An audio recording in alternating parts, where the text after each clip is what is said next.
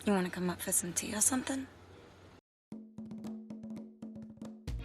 Hai Sobat Rama, pernah ngebayangin jadi orang kaya nggak? Kira-kira apa yang bakal kalian lakuin kalau udah jadi orang kaya? Kalau gue sih jajan di Holy Wings pastinya. Balik lagi sama gue, siapa lagi kalau bukan Dul. Dan di sini gue akan menceritakan alur cerita film yang lumayan oke buat ditonton. Film ini berjudul The Wolf of Wall Street. Film ini sempat populer karena menceritakan seorang pialang saham yang berhasil mendapatkan semua yang dia inginkan. Bahkan dia juga berhasil merebut wanita Yahud milik seorang pria saingannya. Ya istilahnya kayak gitulah ya. Pokoknya pria ini kerjaannya ya gendrot, dan gendrot sama wanita tersebut. Hingga suatu hari perusahaannya mengalami masalah besar. Kelanjutannya langsung di video ya. Sebelum lanjut jangan lupa subscribe. Loncengnya juga ya. Karena gue akan selalu menghidangkan asupan nutrisi kesayangan kalian. Ya udah, daripada banyak kecot, gue Dul, selamat menonton.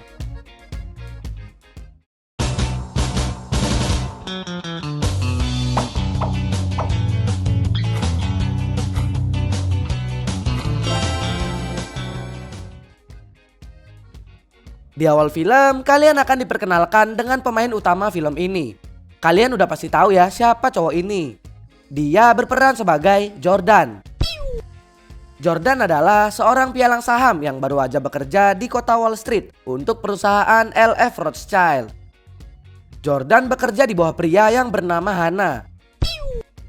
Hannah sangat yakin dengan peluang di pekerjaan ini karena menurut dia mereka hanya menjual ilusi atau disebut juga sebagai fugasi. Yang nggak ngerti browsing aja ya di internet.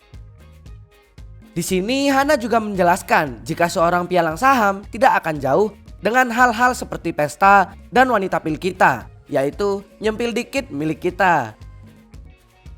Singkat cerita, pada tahun 1987, Jordan terkena PHK besar-besaran karena terjadinya peristiwa Black Monday. Black Monday adalah peristiwa jatuhnya pasar saham yang sangat parah dan tidak terduga. Peristiwa itu berdampak kepada 23 perusahaan pasar saham utama di dunia pada tanggal 19 Oktober 1987. Akhirnya Jordan pun memutuskan untuk bekerja di sebuah kantor investasi kecil di daerah Long Island.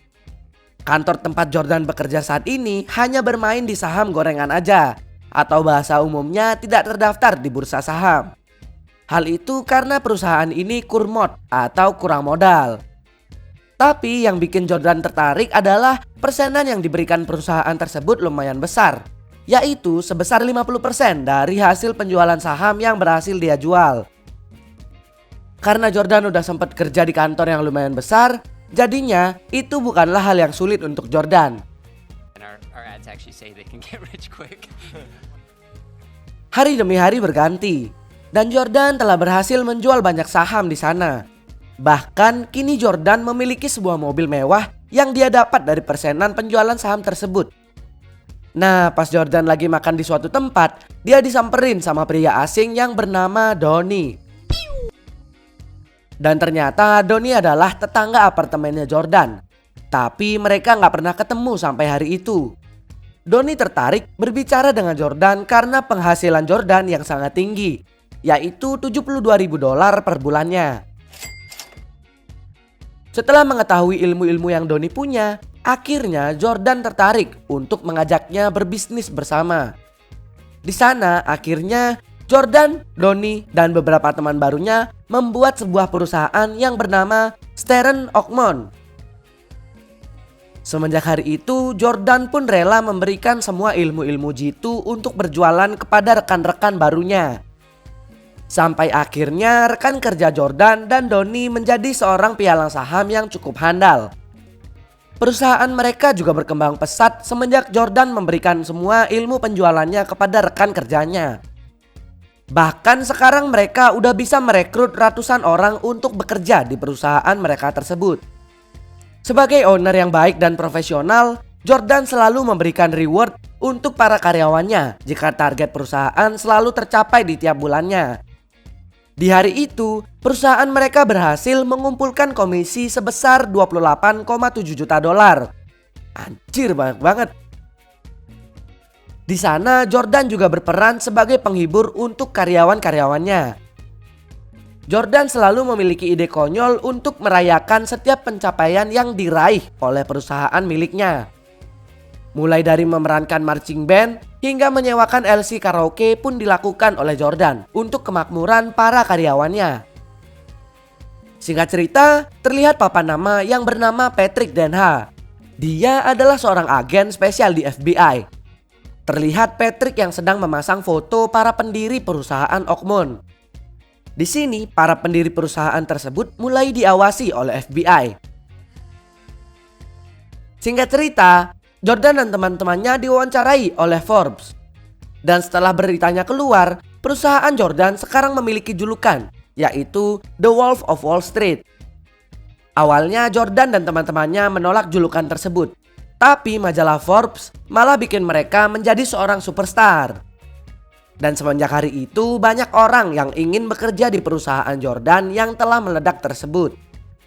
Singkat cerita, Jordan dan teman-teman perusahaannya mengadakan sebuah syukuran. Di sana juga mereka sedang mencari perusahaan yang sahamnya bisa dibeli, agar perusahaan mereka bisa terdaftar di bursa saham. Pas Donnie lagi kobam, Donnie tiba-tiba memberitahu bahwa dia punya teman yang namanya Steve Maiden.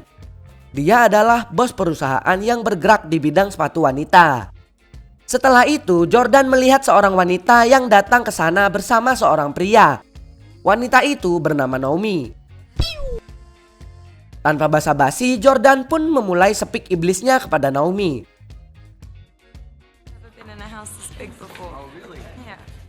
Di satu sisi, Donnie yang udah gak kuat ngelihat lekuan Naomi pun memainkan lontong sayurnya di depan banyak orang. Istri Donnie pun malu dan memukulnya di sana. Oh iya, di sini Jordan dan Naomi sama-sama udah punya pasangan ya. Malamnya, Naomi dan Jordan pun ketemuan tanpa sepengetahuan pasangan mereka.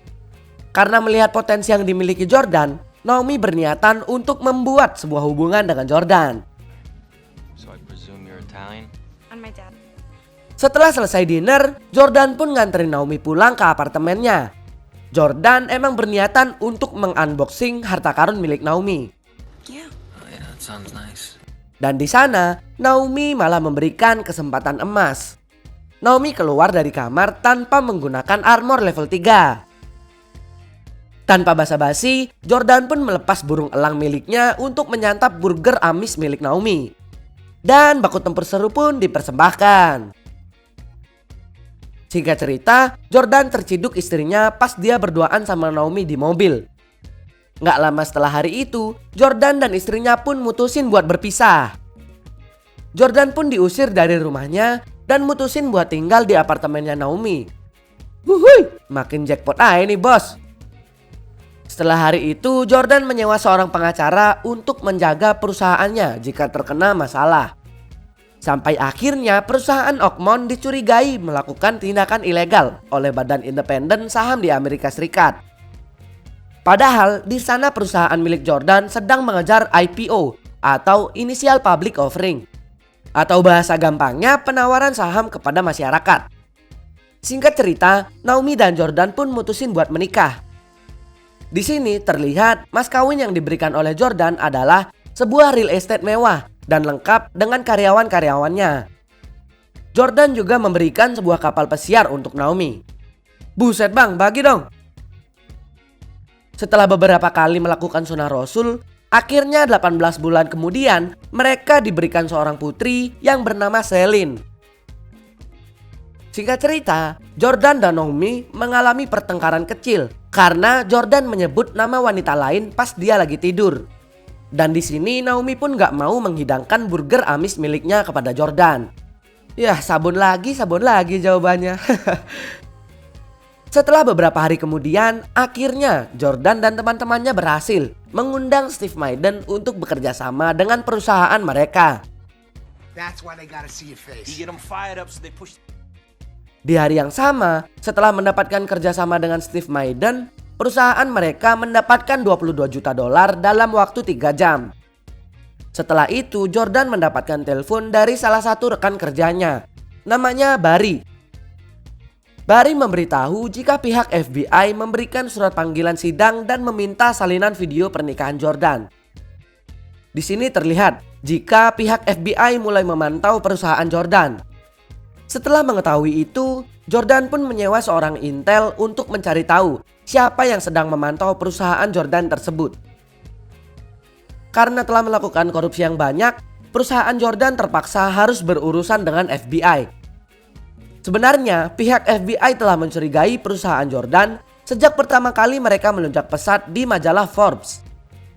Pihak FBI mencurigai jika perusahaan Jordan melakukan money laundry atau pencucian uang yang ilegal. Singkat cerita, pihak FBI pun datang ke kapal pesiar pribadi milik Jordan untuk membicarakan penyelidikan mereka terhadap perusahaan milik Jordan. Dan di sini Jordan berusaha untuk menyogok pihak FBI. Tapi sayangnya pihak FBI menolak sogokan dari Jordan. Setelah obrolan itu, Jordan pun sepakat jika semua koneksi pribadinya akan disadap oleh FBI. Dan di sana Jordan mulai sadar jika dia udah mulai mendapatkan ancaman. Jordan pun mutusin buat pergi ke Swiss untuk menyelundupkan uangnya dengan cara membuat akun bank atas nama bibi dari Naomi. Setelah itu Jordan pun bertemu dengan Jean, yaitu salah satu atasan di bank Swiss tersebut. Mereka pun melakukan kerjasamanya walaupun di balik itu ada rencana jahat yang akan mereka berdua lakukan. Setelah perbincangan itu Jordan pun ketemuan sama Emma, yaitu bibi dari Naomi yang gue maksud tadi. Jordan pun mulai menjelaskan maksud dari kedatangannya di sana. Tapi gak lama kemudian obrolan mereka malah melenceng jauh. Dan tiba-tiba Jordan nyosor ke mulut nenek-nenek itu. Aduh, orang kaya mah bebas ya. Singkat cerita, scene baku tempur Naomi dan Jordan pun ditayangkan. Tapi di film aslinya ya gengs. Setelah baku tempur seru, Jordan pun ketemuan sama rekan kerjanya. Jordan juga nyuruh mereka buat nyimpen uang mereka di bank Swiss juga. Total uang mereka yang dititipkan yaitu lebih dari 20 juta dolar di bawah pengawasan Jean. Tapi penyimpanan uang mereka tidak berjalan lancar karena salah satu rekan Jordan dicepuin sama Donnie. Alah, temen kok cepu. Singkat cerita, Donnie memberikan kejutan kepada Jordan, yaitu sebuah pil koplo yang akan mereka konsumsi di rumah Jordan. Karena dosis mereka yang udah mencapai tahap monster, akhirnya pil koplo itu sulit berfungsi di tubuh mereka. Setelah itu, Naomi pun bilang ke Jordan jika ada telepon dari intel waktu itu. Intel tersebut bilang ke Jordan kalau telepon rumah Jordan udah disadap sama FBI. Akhirnya Jordan pergi ke wartel untuk menelpon intel tersebut. Setelah itu, intel tersebut menceritakan rekan Jordan yang tertangkap. Karena Donnie adalah orang terakhir yang ketemu dia, akhirnya Jordan curiga sama Donnie. Pas mau nyamperin Donnie, akhirnya pil koplo yang dia konsumsi memberikan efek yang sangat kuat. Sampai-sampai Jordan pun tumbang dan teler di sana.